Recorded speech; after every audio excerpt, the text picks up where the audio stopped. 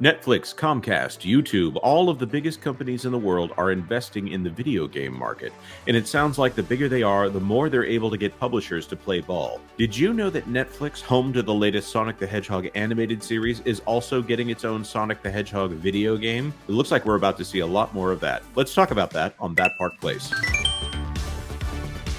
I'm Jonas J. Campbell, an investigative reporter for That Park Place, where we talk about streaming, theme parks, entertainment, and video games. Today, we're talking about the big players in the streaming space taking steps to capitalize on the next big IP gold rush, video games. Whether it's Five Nights at Freddy's, Sonic the Hedgehog, or others, movies and streaming services are closing in on the last great segment of IP that hasn't been mined for marketability. We brought in our panel of experts to talk about that, but before we got into it, we talked about the big move by Netflix to embarrass another streamer. Let's get into it. Netflix, they kind of dropped the mic here. They released 6 months of viewership data, going pretty granular here, showing everybody just how much all of their popular shows have been viewed. As you see here, we've got Night Agent, Something Else, Suits. I recognize that lady. I think she managed to hack off 2 countries at the same time. Looking at this data, we're not going to get too deep into it, but The Night Agent was the most watched title over 6 months with 812 million hours viewed. The most viewed licensed title was the K-drama Crash Course in Romance. Suits came in number 1. Suits season 1 came in at number 67 on the list with 129 million hours viewed. We have all of this amazingly popular. Oh, there's Bridgerton. Has anyone seen this newest Bridgerton series? No, I have not. I don't even think my wife has, which is saying something. Oh, man. Yeah. I've never watched Bridgerton, and don't plan on it. Yep.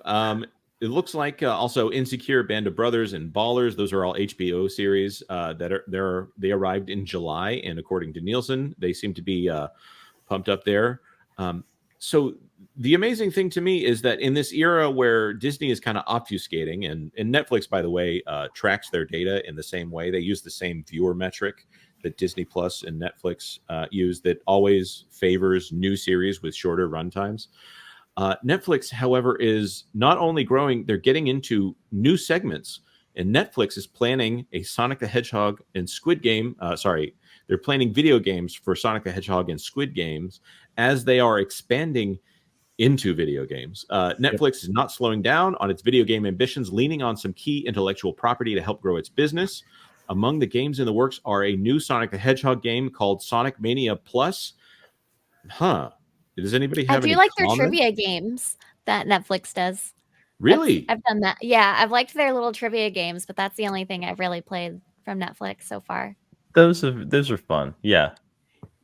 One of the problems with streaming platform games is you need something with a low latency. So the game has to be something that doesn't require a latency factor. So yeah, trivia games, stuff like that. Sure. I don't know. Looking at Sonic Mania Plus, I'm thinking that one is going to be very reliant on not having latency. But maybe this is an unlock feature as opposed to like you'll have it on your device in some way. And you'll just ping the server to see whether or not you're able to play it. I don't know. We played it in my doctor's office on her phone while we were waiting for my results for something. It's one of those where it's just really easy to do. They probably also use predictive algorithms on their side on the server side to figure out if you're going to make the right decision or not. Is it movie trivia or what kind of is it trivia Just in general? Trivia in general. They've got like pop culture trivia. They've got a few different ones. I think the one that we watched was it was mainly pop culture trivia. Okay, I think I might have a new addiction on my hands if I get into that. Did you ever play Trivia Crack? Yes. Yeah, that was great. It kind of reminded me of that a little bit. Mm-hmm. Okay. Well, Netflix is also going in here, and they're developing a game based on its own Squid Game franchise. I love that they call it their own Squid Game franchise. They were the only people that would pay for this thing, and now it's a global mega hit in which you can compete with other players in games from the hit series. I wonder if they'll be as dark and foreboding as the series itself. Netflix is also developing a Rebel Moon video game. Ooh, interesting. Other games coming in 2024 include titles based on Money Heist, Virgin River, and Chicken Run, as well as some notable mobile games like Monument Valley 1 and 2, Cozy Grove, Camp Spirit, and titles like Fashionverse and Game Dev Tycoon. Hey, I like Game Dev Tycoon. I actually have that on Steam.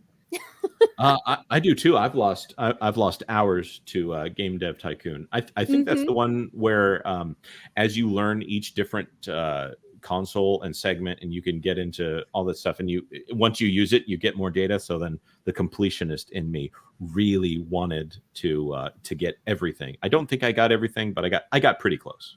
Yes, I love those tycoon type games. That was tough to say. So I mean, if we'll see how they do. I don't know like if they're going to be like, have they really said if they're going to be more browser based, or if they're going to actually come out with like their own little platform? I don't know. I think for some of the mobile games, like I think the mobile versions of Grand Theft Auto that they have right now, I think it pings the server to verify whether you have an active Netflix account, and then you're in there playing the mobile version of the game. I don't know how that interacts, if you're allowed to cast it to something larger or not. But Well, I know YouTube is trying to do something similar. Because I actually just got a survey on it the other day, where YouTube has come out with something called Playables, that is kind of along the same lines as what it seems like Netflix is trying to do. Now, the interesting thing for me is as a parent and seeing that Sonic the Hedgehog is rising in popularity, my kids are asking me like every day, when is Sonic Prime coming out? And thinking about the fact we're not going to get to it today because we don't have enough time. We'll be wrapping up in about 15 minutes here. Universal has announced that they are building their own park in Minecraft, which of course raises the question, if they've got Super Mario Brothers, and I would think Sonic is a direct competitor there, but would they also be interested in having a Minecraft land somewhere in the United States, as they are now breaking ground on more and more parks? There are rumors of now 2 parks in Europe that seem to be coming up. That has to be part of the conversation, I would think. I mean, they like the earnings report have detailed and revealed, they've seen double-digit uplift in their park segment just from Mario integration. I would absolutely have to assume that they're going to be doubling down, not just within Nintendo, but also maybe some other video game franchises that are becoming. And what, Five Nights at Freddy's recently, right? That was a huge box office draw for what was a $25 million film. So I think they're in on this space for sure. Well, and I'll also add that they did have some integration with Five Nights at Freddy's at Universal for Halloween Horror Nights this year, and I think that got them a bit more notoriety. I think that the social media notoriety for that probably did translate into park attendance. So you have all these. It's been said. I forget which channel we talked about it on, but the new meta for theme parks and for movie studios seems to be video games. Like they're all going for these untapped wells of video game properties. In fact, I just want to point this out before we go off this screen. Sonic Prime, my kids, they didn't just ask for Sonic, they asked for Sonic Prime. And Sonic Prime is the Netflix exclusive Sonic series. I got to say, it's a little on the overdramatic side. Shadow is dark and brooding and all that kind of stuff. It's not the same Jaleel White, Steve Urkel Sonic the Hedgehog that I was used to as a kid. So does anybody have any thoughts here? Do you think Netflix games will be a success for the company? They've only dabbled in it so far. Is this something that would make you wary to cancel your Netflix subscription when things get a little tougher? Are they on the top of the list, on the bottom of the list? What are our thoughts here? Well, Netflix is the one I'd keep.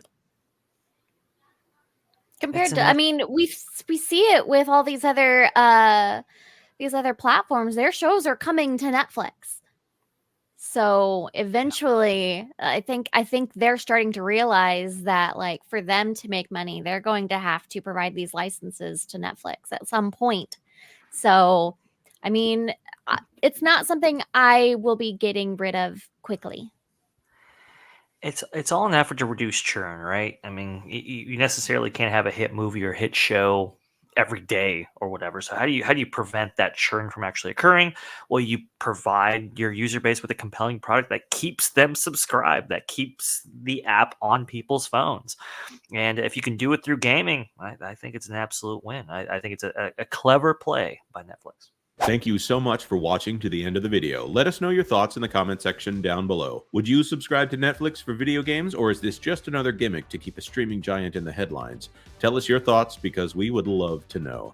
This clip was part of our now regular Thursday live stream, which starts at noon Eastern Time. Of course, if you're not in that time zone, just hit the notification bell if you'd like YouTube to just tell you when that is. Like this video if you like this video. If you know someone who is as interested as we are in this sort of nerdy stuff, then maybe you should share the link with them. And of course, please consider subscribing to That Park Place for all the news that should be fun. Thanks for watching That Park Place News. For more information, consider checking out www.thatparkplace.com. And don't forget to subscribe, share, like, and send this out on your favorite social media accounts.